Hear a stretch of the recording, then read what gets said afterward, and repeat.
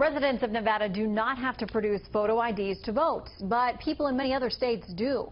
Opponents of those laws are sprinting to courtrooms across the country trying to block the measures before November's election. Chief Washington correspondent James Rosen has a progress report tonight.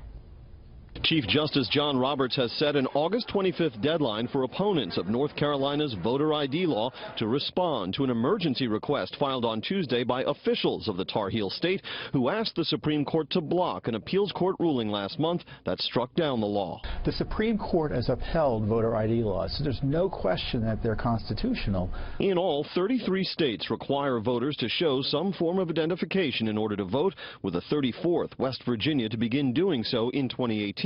Of those, 17 request or require a photo ID. But in addition to North Carolina, the appellate courts last month found Texas's voter ID law unconstitutional, and a district court judge recently ordered Wisconsin to allow voters there who cannot produce ID to have the option of signing an affidavit to affirm their residency. Because states have not shown that there's, a compelling state reason to have these on the books, they're being struck down. Proponents of voter ID laws, mostly conservatives, say they cut down on voter fraud. Why aren't we having voter ID? In other words, I want to vote, here's my identification, I want to vote, as opposed to somebody coming up and voting 15 times for Hillary.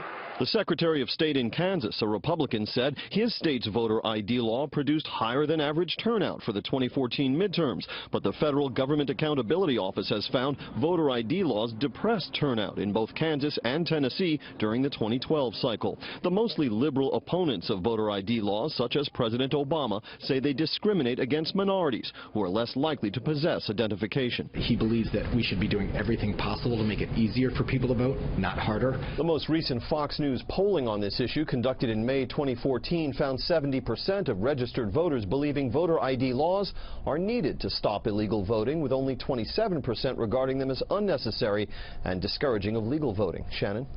All right, James Rosen, thank you very much.